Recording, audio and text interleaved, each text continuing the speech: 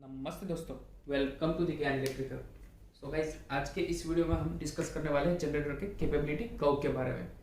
तो जैसे ही नाम बताता है वैसे ही कि जनरेटर का कैपेबिलिटी कर्व मतलब कि जनरेटर जो है वो डिज़ाइन रहता है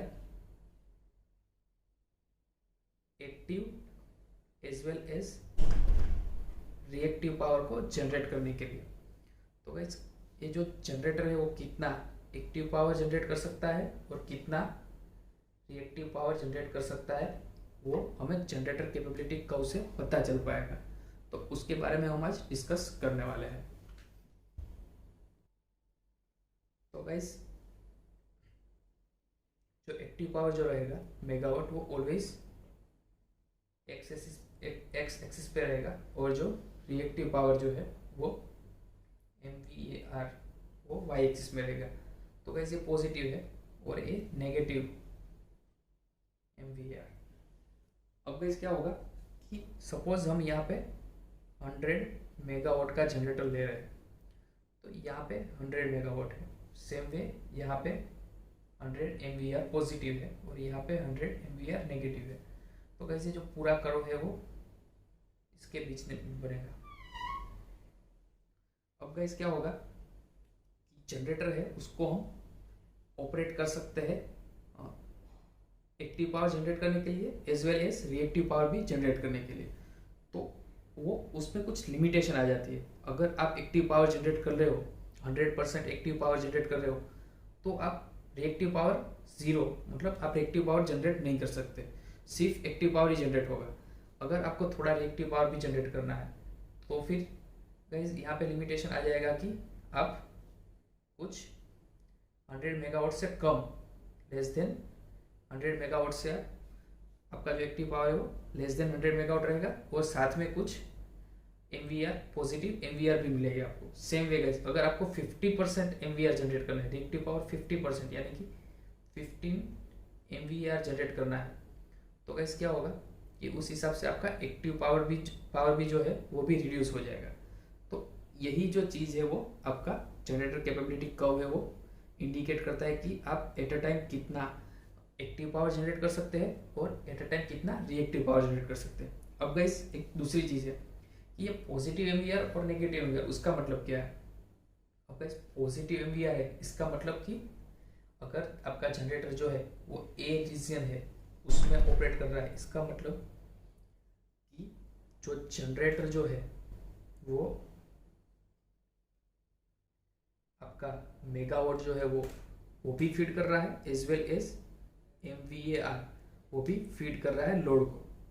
मतलब कि आपका जो पावर फैक्टर इस जोन में जो पावर फैक्टर है तो वो पावर फैक्टर आपका लेगिंग रहेगा।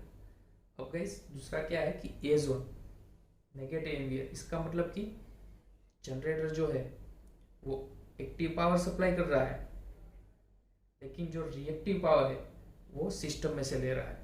मतलब कि आपका जनरेटर जो है वो लीडिंग पावर फैक्टर में ऑपरेट कर रहा है। तो गाइस, यहाँ पे क्या है, नेगेटिव MVAR में पावर फैक्टर है वो लीडिंग में रहेगा और यहाँ पे पावर फैक्टर है वो लेगिंग में रहेगा। तो गाइस, आई होप कि आपको इतना समझ आ गया। अब कुछ और लिमिटेशन गाइस है कि आप पावर फैक्टर है वो कुछ लिमिट से ज़्यादा बढ़ा भी नहीं सकते और लीडिंग में भी कुछ हद से ज़्यादा बढ़ा नहीं सकते। तो उसका रीज़न क्या है वो भी हम आगे बात करेंगे। अब फ्रेंड्स, लिमिटेशन के बारे में बात करेंगे। अब गाइस क्या होगा कि अगर आपको रिएक्टिव पावर जनरेट करना है, ओनली रिएक्टिव पावर जनरेट करना है, बहुत ज़्यादा रिएक्टिव पावर जनरेट करना है और एक्टिव पावर आपको कम जनरेट करना है, तो उसमें क्या होगा कि आप एक्साइटेशन जो फील्ड का एक्साइटेशन है वो ज़्यादा दोगे।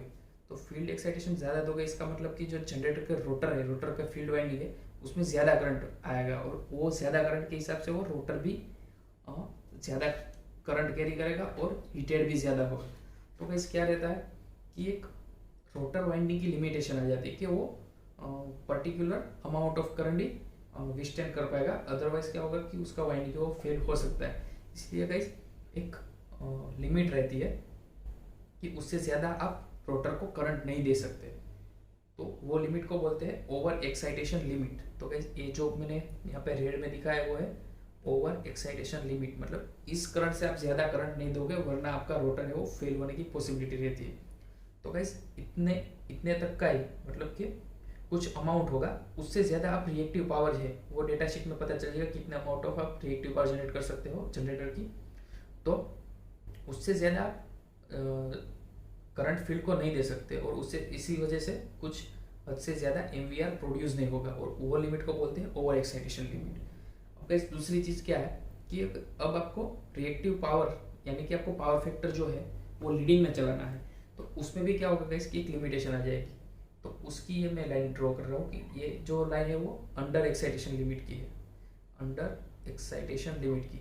अब ये क्या है गाइस वो मैं आपको बता देता हूँ कि गाइस इसमें क्या है कि जनरेटर जो है वो एक सिस्टम के साथ सिंक्रोनाइजिंग में चलता है। अब गाइस क्या होगा अंडर एक्साइटेशन लिमिट में क्या होगा कि अगर आपको जनरेटर को एमवीआर देना नहीं है लेकिन सिस्टम में से ले रहा है, इसका मतलब ऐसा हुआ अगर आप एमवीआर नेगेटिव में है तो गाइस क्या करोगे कि आप फील्ड वाइंडिंग है उसका करंट घटाओगे मतलब डाउन करोगे। तो आप एक हद से ज़्यादा पावर फैक्टर है वो डाउन नहीं कर सकते, फील्ड करंट भी डाउन नहीं कर सकते जनरेटर का। अदरवाइज क्या होगा कि गाइस अगर आप फील्ड वाइंडिंग को इतना कम कर दोगे तो क्या होगा कि जनरेटर के जो वोल्टेज है टर्मिनल वोल्टेज है वो डाउन आ जाएंगे।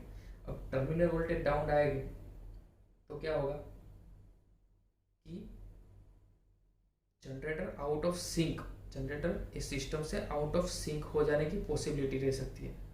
मैं फिर से बता रहा हूँ कि अगर आप एक्साइटेशन फील्ड को रिड्यूस करोगे, एक्साइटेशन वोल्टेज को रिड्यूस करोगे फील्ड के, तो क्या होगा कि जनरेटर के वोल्टेज है वो भी रिड्यूस हो गए और उससे उसका मैग्नेटिक फील्ड है वो वीक बनेगा और उसकी वजह से लॉस ऑफ स्टेबिलिटी और आउट ऑफ सिंक्रोनिज्म हो जाएगा जनरेटर सिस्टम के साथ से।